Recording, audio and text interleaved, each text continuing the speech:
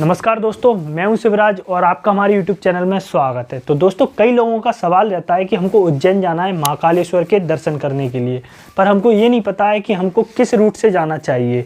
हमको ट्रेन से जाना चाहिए या फिर बस से जाना चाहिए या फिर हमको खुद की गाड़ी से जाना चाहिए। कौन सा रूट हमारे लिए बेस्ट रहेगा और कम खर्चे में हमारे लिए काम हो जाएगा, और वहाँ पर जाकर हमको रूम कहाँ पर लेना है और हमारा खाना पीने में कितना खर्चा आएगा।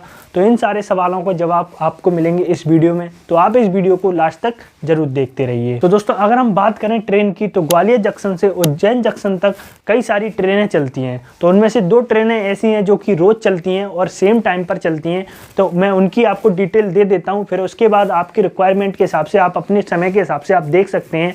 वेयर इज माई ट्रेन करके एक ऐप है, उस पर आप जाकर देख सकते हैं। अगर आपके समय के हिसाब से आपके लिए कोई और ट्रेन बेस्ट रहेगी तो आप उसमें भी जाके अपना टिकट करा सकते हैं। तो पहली ट्रेन है मालवा सुपरफास्ट एक्सप्रेस, जिसका किराया आपको अनरिजर्व्ड अगर आप टिकट कराते हैं तो 200 रुपये पड़ेगा। पर दोस्तों, मेरी मानिए तो अनरिजर्व्ड कोच में बहुत सारी भीड़ रहती है। अगर आप अपनी फैमिली के साथ जा रहे हैं या फिर आप खुद जा रहे हैं, या हो सकता है अगर आप अपने दोस्त के साथ जा रहे हैं तो आप अनरिजर्व्ड में चले जाइए। पर अगर आप अपनी फैमिली के साथ जा रहे हैं तो अनरिजर्व्ड डिब्बे में आप ना जाइए, क्योंकि उसमें बहुत सारी भीड़ रहती है। तो आप ज़्यादा नहीं तो स्लीपर का टिकट करा ही सकते हैं। मालवा सुपरफास्ट एक्सप्रेस का स्लीपर का टिकट है 365 रुपये।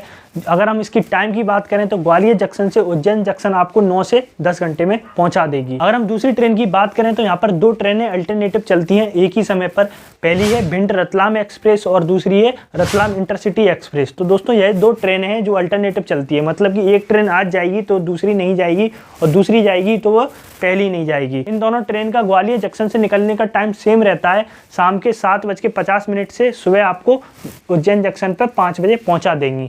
इन दोनों ट्रेनों को मैंने इसलिए एग्जांपल लिया है क्योंकि दोस्तों, यह ट्रेन दोनों एक ही टाइम पर चलती हैं और एक ट्रेन नहीं आएगी तो दूसरी ट्रेन चलती है, मतलब कि आपको डेली इसी टाइम पर एक ट्रेन मिल जाएगी। अब हम टिकट की प्राइस की बात करें तो दोनों का सेम ही टिकट का प्राइस है। अगर आप जनरल में जाना चाहते हो तो आपको 160 रुपये का टिकट पड़ेगा।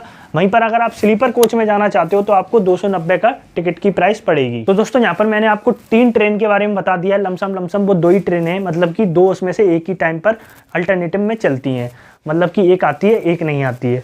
तो दोस्तों, इसके अलावा भी कई सारी ट्रेनें चलती हैं। अगर आपके टाइम के हिसाब से आपको कोई और ट्रेन मिलती है तो आप उस ट्रेन से भी जा सकते हैं। अब दोस्तों, हम बात करते हैं बस की। अगर आप बस से जाना चाहते हैं, एसी स्लीपर सीट से जाना चाहते हैं, तो आपको टिकट का प्राइस पड़ेगा 800 से 900 रुपये। वहीं पर आप नॉन एसी स्लीपर बस से जाना चाहते हैं, मतलब कि जिसमें सोने की सुविधा होगी पर नॉन एसी रहेगा, तो उसकी प्राइस पड़ेगी आपको 500 से 600 रुपये। तो यहाँ पर बस से जाने में कोई भी फ़ायदा नहीं है। फिर अगर आप अपनी खुद की कार या फिर किसी अन्य वाहन से जाना चाहते हैं तो दोस्तों, मैं आपको बताना चाहूँगा, यहाँ से आप उज्जैन जाओगे तो आपको 8 तो टोल टैक्स मिलेंगे, तो उसमें आपका लमसम 1000 रुपीज़ चला जाएगा। फिर उसके बाद 3 से 4 हज़ार आपके पेट्रोल या फिर डीजल का खर्चा आ जाएगा।